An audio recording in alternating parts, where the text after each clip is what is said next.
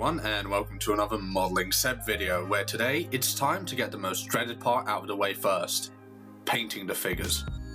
These two, who I shall call Hans and Fritz, are a set from Evolution Miniatures. They are molded pretty well, but I did have to clean up a little bit along the seam lines, as well as sanding a slight imperfection on Hans's back. The first step will be impaling these two bad boys on some corks. For this, I just drill some holes in their feet or legs and add a thin piece of wire glued in with some VMS Black 5K, which I recently got. Following this is the priming. For this, as per the usual, I'll be using my favourite Mr. Hobby 1500 Black. Priming for figures is important as it both creates a unified base coat, which will make painting easier, but it also allows for me to see small imperfections from dust. Luckily, this time around there was none, since I thoroughly cleaned the figures in some warm soapy water. This also helped to remove any grease on the figures that could be there from simply handling them. With the two figures primed, it's time to give them a bit of a pre-shade. If you haven't seen my last figure painting video, then you probably don't know this, but these two here will be my second and third figures ever. So if I'm able to make it a little bit easier on myself by using pre-shading and glazing, then I would do every trick possible. The pre-shading will allow for me to glaze the figures with thin layers, effectively building up the main colour with transparent layers. These will allow for the underlying pre-shade to be shown, making the highlights a little bit easier to make. Now onto the main bit, the painting. The first bit I'll be tackling is the skin. This wouldn't have been too difficult besides the fact that one of the figures has his sleeves rolled up, and considering the fact I've only ever painted a single face and a pair of hands, these arms are a little bit challenging. But I must say, in the end they did turn out passable in my opinion. Same as last time, I'll be following a tutorial by CW Modelling here on YouTube. The first layer of paint is Vallejo Brown Sand. This creates the base layer for the skin tones as well as acting as a general shadow. Of course, shadows will be applied later on, but this dark colour still helps. Even though I pre-shade the figure, I found that trying to use glazes to paint the skin just doesn't work too well. So instead I apply a full thicker coat. They aren't out of the bottle thick, but they are still quite a bit thicker than glazes. With the first coat evenly applied, it's time to give a slight wash of the shadows. This is simply brown sand mixed with black and saddle brown. This is a very thin wash applied into the deepest crevices and into the areas where shadows would logically be. This includes under the chin and the brows, as well as around the fingers. I also apply this into the ears since they are visible. Any minor mistakes are fixed up with the base colour of brown sand. Now, with the highlights, luckily Ivan from the T34 series taught me quite a bit, so that should help me avoid any catastrophic mistakes which would result in me needing to strip the paint. The first highlight is the base coat lightened with sunny skin tone. This is a particularly warm tone which will help to make the figure look a bit more alive, and will work as a fantastic base for the next highlights. This is applied quite liberally, with the majority of the figure receiving it besides the eyes recesses and directly under the chin. This is also applied in a slightly thinner layer than the base, which helps to more easily build up the skin tone colour. I apply a couple of thin layers before going on to the second highlight. This is still being just the same mix, but more sunny skin tone is used. This will make a much smoother transition of colours to be possible. Theoretically, you could mix an extremely large amount of these, say 10 or 15, but I find that 2 or 3 work best at this scale. So each one of these highlight layers will use at least 2 of these mixes. Now onto the second highlight, this time using basic skin tone. This is the layer from which you want to cover smaller and smaller areas each time. Whilst the previous 2 lighten up the whole figure, this layer will be needed to build up the artificial lighting. I find it best to only apply these highlights on the cheekbones and the upper brow, alongside the fingers and half of the hand, as well as most importantly the nose bridge. This is the part of the face that sticks out the most, so will receive all of the highlights. Now before applying the last highlight, it's time to make poor old Hans look a bit more alive. For this, I use a very thin wash of burnt red to bring back some colour to his skin, which means he will not look as pale as if he saw a ghost or a KB1. This is applied primarily to the cheeks, although I did apply a very small amount to the previous areas that received shadows, as well as onto his hands. When I say a very small amount, I do mean it. They are barely visible at the end. And again, like the shadows, I fix any minor mistakes up with the second highlight layer. The third highlight is now made using light flesh. This is the brightest colour that will be used for the skin. The first mix of this is applied very conservatively to the cheekbones and fingers, as well as the upper brow and nose bridge. The second mix, however, is only applied to the knuckles, nose and upper brow, but only towards the bottom. And with this, the figure's face would be complete, but he does look quite clean and well kept, considering he is someone who is supposed to be serving in active combat. So to make him look a bit more scruffy around the edges, a wash of Prussian blue is stippled onto the cheeks. This creates that couple-day-old stubble effect. And with this out of the way, it's time to paint up Hans' uniform. But before I get to that, I need to do the YouTuber thing and say that if you are enjoying this video, please do consider liking and subscribing to see more. I'm trying to reach 1,000 subscribers by the end of April, so if you could help me out, I would greatly appreciate it. Links to my socials are in the description, as well as a link to my Discord server. It's filled with great scale modelers and it's a very fun and good community to be in. We are currently hosting a couple of group builds, so if that does interest you, please do consider joining. Anyways, back to it. Luckily for me, the uniform is monotone and not like last time where it was blue. This time it is simply just black. And this is also where the pre-shading comes in to help, as I can now finally use glazes. The base and shadow tone is made from pure black. This is thinned down with Vallejo glaze medium. This is generally much better than thinning it down with water in my opinion. This colour is then applied in several layers onto the whole figure, but for now I'm just trying it out on the trousers to get a hang of it.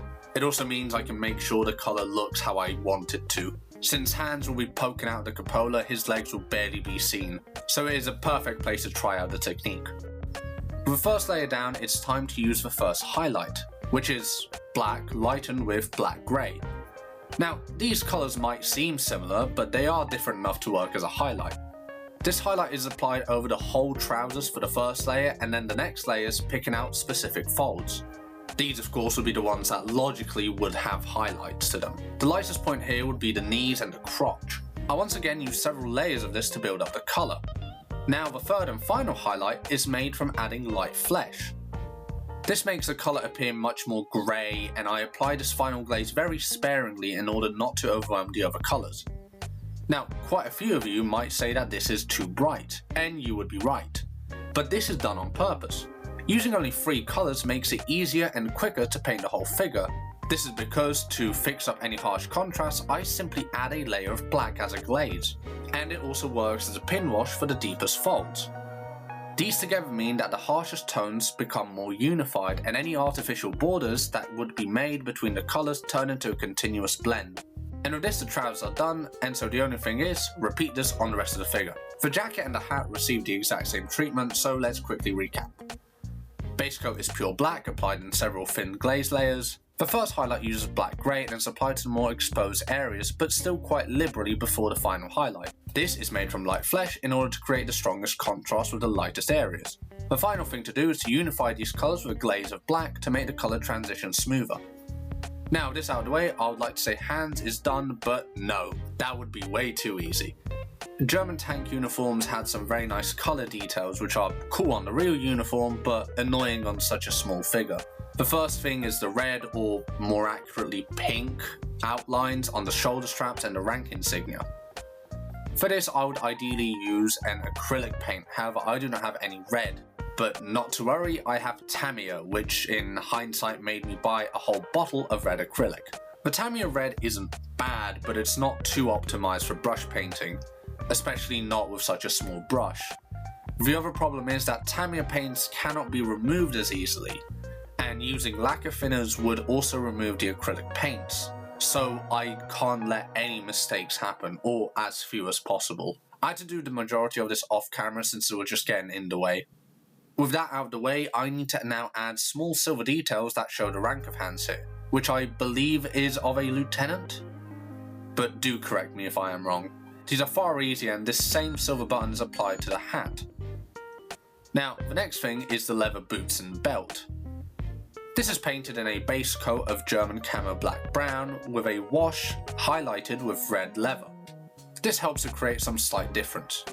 The belt buckle is then also painted in silver. The final step is to paint the hair. I did this with a mix of the 2 browns for the leather as well as flat brown. I applied this in thin washes with the lightest towards the top. And with this, Hans is finished. And yes, before you say anything, I know he should have cables attached to his headphones, but I currently only have 0.4mm wire at the thinnest, which is just way too big, so I have to wait for the smaller sizes to arrive soon. And now it's time to paint up Fritz, so quick recap again. The skin is painted with a base of brown sand in relatively thick but even coat. The next step is to add shadows made from brown sand darkened with black and saddle brown. This is applied as a wash to the darkest areas under the brow, mouth and under the chin. The first highlight is made with a base coat being highlighted with sunny skin tone to make the figure more lively. Each of the highlights has 2 to 3 different mixing ratios used to create a smoother blend. The second highlight includes basic skin tone and is applied to only raised details, with each next highlight covering less and less area. Red tones are reintroduced with burnt red wash to make the figure look more alive and not so pale. Now the final highlight is done with light flesh. Now this was slightly harder on Fritz since his sleeves are rolled up, so I had to keep going back and forth the different highlights. And in my opinion the results are decent, but they could be far better. Maybe my next figure could be completely shirtless. Yeah, no, I'm not doing that. Anyways, the trousers were painted up like hands, but I forgot to record that. So let's go on to his shirt now. The base coat is done using a darker mix of German uniform and field grey. Now I know this uniform is more fitting for a self-propelled gun crewman, but I don't really care that much. I thought that making another slightly lighter grey article of clothing would just be boring. So this nice green colour will be a nice touch. And it works with a patchwork Panzer IV. Now here I had quite a few problems. I believe I had to use as many as 8 layers of glazes to make a solid base colour. This is probably because the pre-shade just doesn't work too well with this greener tone of uniform, but it was quite annoying, I will say that. Now again, I forgot to record this part, so you'll have to just use your imaginations, but the first highlight was made from a lighter mix of German uniform and field grey. This was again applied in quite a few layers to make the difference apparent. This also applied to the hat, just, saying. The final highlight, which I did actually film, is done with, you guessed it, light flesh. This is applied only to the most exposed parts close to the top of the figure, and along the folded up sleeves. This makes them stand out just that little bit more. And of course, to unify the whole paint job, it's now time to give a glaze of the base colour, although this time I think it might just be a slightly bit darker. Now again, I had to paint the small red lines on his hat and add the silver button. Now back to it, and this time only the belt was painted since sadly Fritz is a double amputee. This means that there is no need to paint his shoes. This is done in the same way as before with the German black brown and then highlighted with a red leather wash. And the final thing to add again is the hair, which is made from a mix of different browns applied with the lightest tone to the top. And with this done, I can gladly say that both these figures are finished. It was definitely a tad bit challenging, but I do think Hans and Fritz came out much better than Ivan from a couple months ago. But I must start saying my thank yous for watching, I really do appreciate it. And if you have gotten this far, do consider subscribing since you clearly liked watching. Or you didn't. I don't know, but I sure hope you did. Now, some good news for April. I am planning on releasing a video each week, which hopefully will work out. If not, then that wouldn't be too much of a surprise. So again, thank you so much for watching, and make sure to drink some water. I sure will be, since talking for so long does make my throat really dry. But anyways, good luck and enjoy modelling. Goodbye, and see you in a week. Well, hopefully.